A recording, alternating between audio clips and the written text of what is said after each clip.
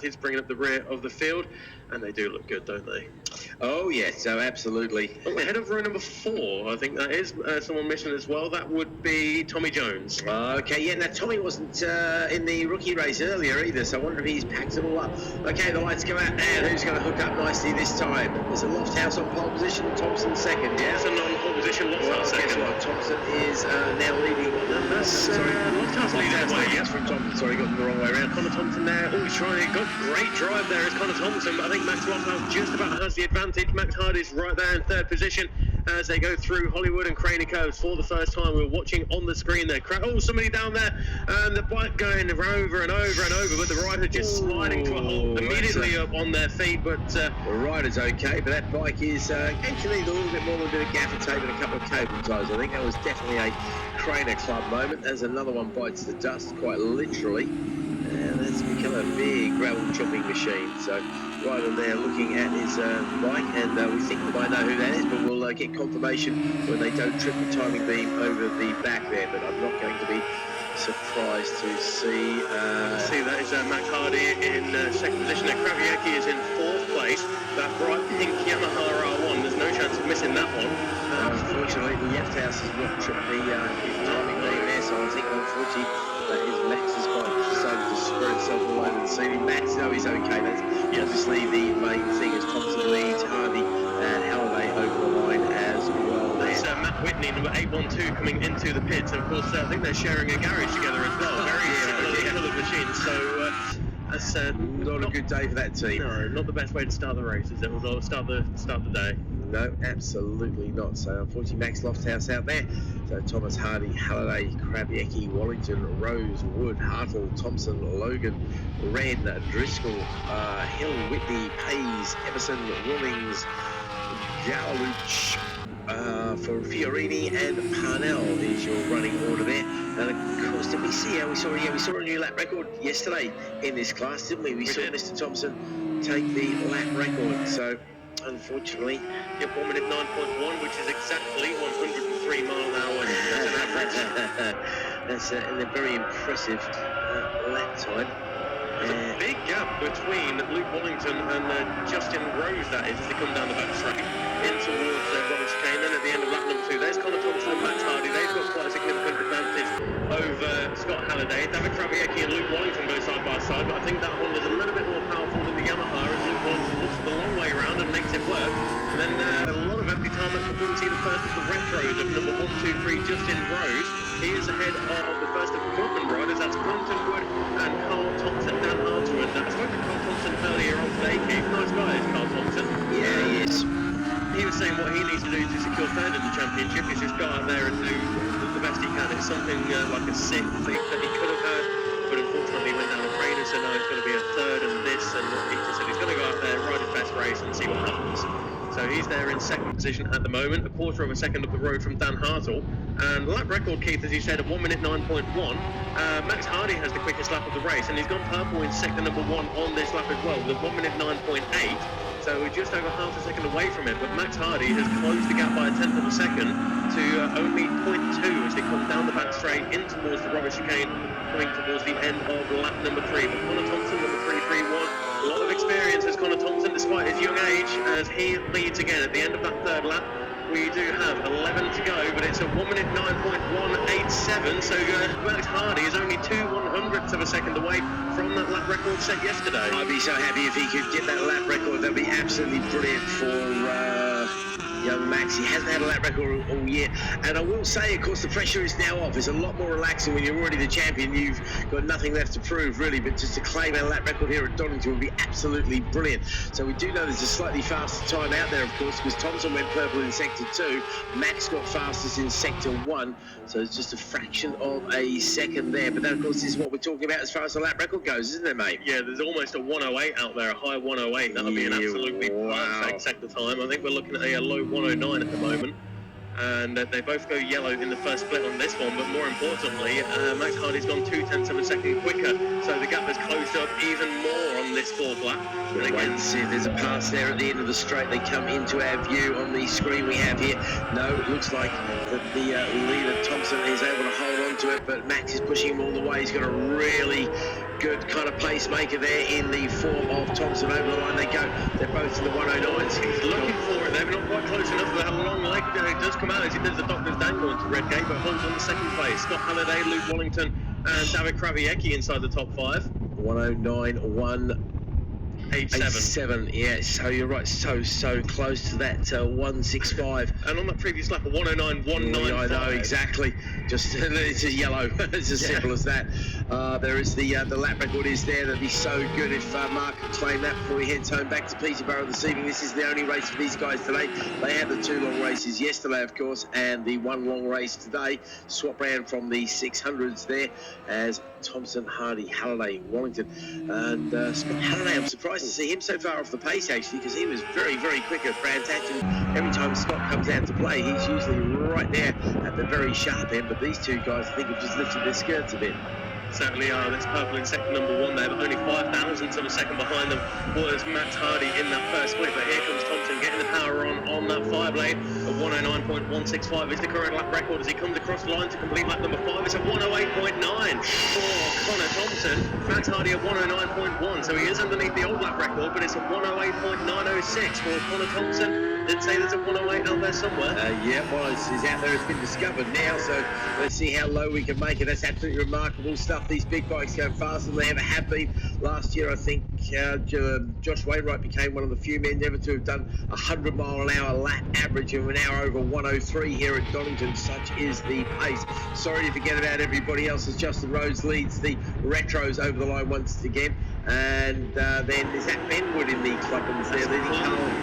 It's not Ben. It's Ben, isn't it? It's Ben in the clubbins. Yeah, that's all right. Yeah, that's all right. Don't worry about it. Their father and son, I don't think twins will take any offence. He's the quicker of the woods, I think, which you'll be happy to remind us about.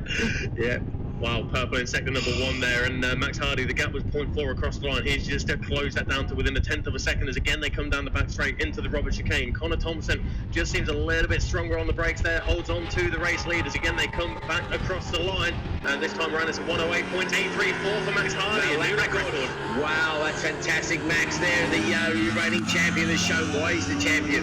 That could be decisive when it comes to deciding who gets the big trophies at the end of the day. His first lap record of the year, I think, there for Max Hardy. That is absolutely brilliant stuff for the youngster. Over the line he comes there. And now can he turn that lap record into another gold medal? He's had quite a few over the year, of course. But he's got to get past Mr. Thompson first, and it's been kind of 4 or 5 tenths of a second between them every single time across the line, hasn't it, Bradley? And I have to say, I think Connor is a little stronger coming out of the Robert chicane here, because he seems to be right with him under the braking, but it just seems like Connor can just get that drive coming out of the corner, which of course is critical on the way to the line. Both go yellow in sector 1, nothing particularly special there. 45.7, that's so fast. As they come down the straight back towards us once again, trailing behind still Scott Halliday, but he's nearly 10 seconds back, and his best lap is a 1:10, so no disrespect in relative terms. Well, Hardy this time does get the drive out of Roberts, and he's going to surely pull the slipstream. What little effect there is, he's going to go hard on the brakes. The man leaves his way into the lead. Max Hardy, brilliant move for the lead. Can he hold off Connor Thompson? They go to Hollywood. Thompson looks at the inside. I don't think he's quite good enough to get there. Go away. What can you say? Side by side there. All the way down the Craners too. They're side by side. It's just Max just leads into the old hairpin down the bottom there. Connor's got it. Connor's up the inside of the old hairpin. Brilliant stuff. This is proper racing. This is what we've come to expect from these guys. We haven't seen much of it lately. They're both literally nose to tail. They're both taking so much curve through starting as well. It's so ridiculous. As Connor Thompson leads Max Hardy, but there's nothing to separate them as they come out of Swamp up towards Coppice, and we still have 6.5 laps of this. The other thing is going to come into play, I think, at some point then is going to be the back mark. As you say, we've got 6.5 laps left, while these guys are already at the halfway point. They both go yellow in sector 1. They're 46 zeros, literally hundredths of a second separating their first sector time. These guys, such is their pace, they're going, let's see, 10 seconds quicker. And of course, it's a 14-lap race, so easily going to have some back markers to play with. The first of which is coming up very shortly indeed as they come across the line, nose to tail once again. Right, back the leaders coming up into Redgate now. There's a back marker there as well. Max Hardy has the inside there. Connor Thompson just about finds his way into through the back marker there. So it is Max Hardy and Connor Thompson in that order. And as they go through Hollywood, it looks like Connor Thompson just lost out a little bit of drive as he came out of Redgate, but he is strong through trainer curves and the old hairpin. Well, they say you're only as good as your last race, and if this is going to be his last race of the season, it's going to be a really strong performance. They were literally elbow to elbow as they went past that back marker. Fantastic stuff, but coming out down to Hollywood, it looked like Hardy had a bit of an advantage for the first time all race. Is that still the case in McLean's? Yes, it is. I can see the lights colourful, but you just know Thompson is going to fight back. He's literally a bike length behind as they go up towards Coppers. Another back marker out. Coppers is there in the gap between McLean's and Coppers. Around Coppers we go, then onto the straight. This is where we get a little bit of a slipstream effect. Not so much so critical with these big bikes, but every little bit helps. They're going to be catching one of the back markers there very rapidly. That's going to be Garrelooch, one of the Clubman riders, of course. Will he have a part to play in this race? The leaders nose to tail onto the front straight. It's going to be Hardy leading across the line for the first time all race. Over the line they go then. That is 9 laps into the race, into the 110s. And this time it's Thompson having a good look at the inside. Can't quite do it, but they get past the back marker totally safe. He's nose to tail into Hollywood. Oh, looking strong there was Thompson. Will he get the drive down the hill? Looks like a slightly different line there, but it's going to work out okay for Hardy as they come down towards the old hairpin once again. Hardy, can he hang on to this? He's got a relatively clear track in front of him. He's got 3 or 4 bike length gap as they go back up to the top. It is so exciting. Connor was looking for an inside of Starkey's. There's no chance. Right, tell you what, they can catch the next back mark. The trouble with the back marks is the further up the field they go, the quicker the back markers become, the harder they are to pass as well, because they're not total muppets, unlike the first ones you catch. In the front as we go, no change in the lead there, still has 71 of Hardy onto the back straight. That's a quick look, no great changes further down the field. We're not going to worry about them, no disrespect, but this action at the front is far too close as they come on the brakes in the two. Is that a change or is that somebody else? Here we go, it is a change indeed, yes. Hardy unfortunately got past somewhere, don't know where, but he's going to have another look down into Redgate. 2 back markers there, are they going to catch him before Redgate? There goes the Doctor's Dangle, 1 inside, 1 outside, and that's worked out for Hardy down the inside. In fact, is Thompson losing a couple of bike links there to the ex-back marker at Hollywood. Looks like Hardy's got under the next back marker, I think. Might be a slight delay again for Thompson. This could be a race-winning advantage there. How far into the race are we, mate? 10 laps to go. Here we go then, down to the old hairpin, out of the old hairpin up towards Starkey's. And Thompson was strong there last time. Thompson, surely he's looking for an inside pass once again. He's done it again up at McLean's. That gives surely Hardy the better line up. That's his only weakness, it seems to be, at Starkey's Bridge there up towards Pop as we go.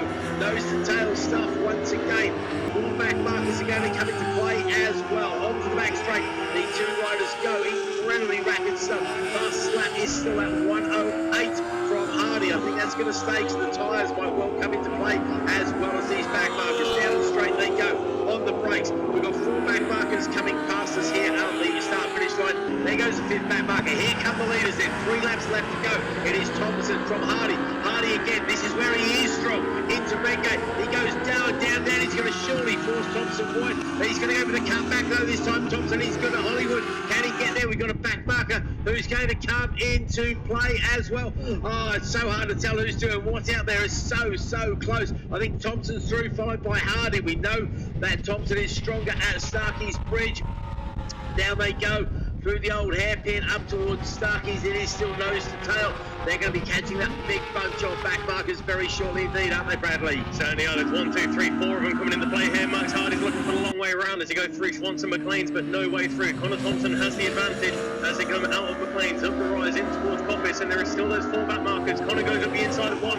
Max Hardy can't get through, so there is a back marker in between himself and his rival in this race. Out of Coppice, down the back straight, and Max Hardy, he will have more slipstream potentially, but it's going to be very difficult to tell as they come down the back straight in towards the rubber chicane, but they're back into our side now, and there's somebody running wide. Was that one of the back markers or one of our leaders? Here comes Thompson.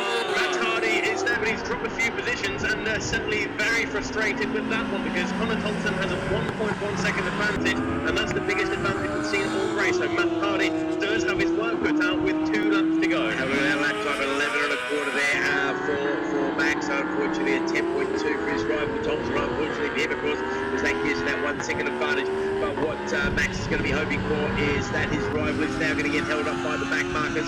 these back markers have indeed played a part in this race, and it could be to the detriment of our new champion. And there are 4 more that are coming into play here. They're going through swans now. There's Connor Thompson, there's Max Hardy, so the gap is hovering around that 1 second. So we have 1.5 laps to go, but Connor Thompson there, will he get caught out a little bit on the approach to Coppice there? Could work in favour of Max Hardy, but we can only wait and see.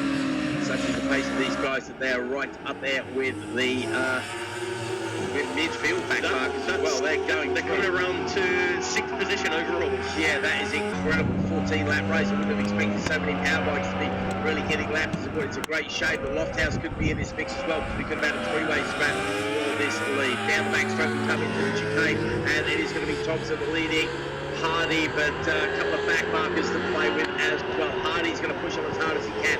He's going to nail that man. No, he's going to get held up by the back marker. Redgate again, just a little bit here. A couple of bike lengths there, but so frustrating. He can't find. I think it's all over as far as Max Hardy goes, unfortunately. The trouble is, while we're saying back markers, this is the fight for the Clubman race win as well. Yeah. So across the line, it was Carl Thompson ahead of Hill by 0.4 of a second. So they're having a great fight. Maybe that other one's not quite so slow as Carl was making out, eh? Sam Bull, is he just playing down his chances? So Dan Hartwell's there, third in the class at the moment, ahead of Clinton, Wood and Logan. That is the top 5 in the Clubman's. Retro is Rose, Wren and Gavilut. But yeah, 0.6 of a second was the gap across the line. But Hardy may have just lost a lot of time as it went through. Unfortunately, it's going to be all over Rover. It's going to be held up all the way down through Hollywood Dale, getting the Redgate, but there we go, the triple timing beam, and yeah, he's about half a second slower than his rival Thompson.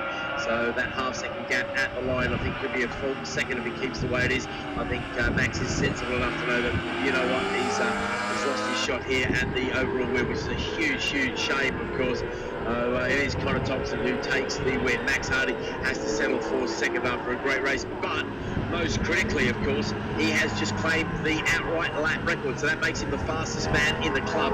That's got to be pretty close to a 104-mile-an-hour lap, which is 1 minute hanging around. 1 minute 8.8. 1 minute 8.8. Okay, I need to make sure I make a note of that. I'll get that. No, this is the only race for these guys today as well, isn't it? So I'll definitely have to I'll just pick it up later.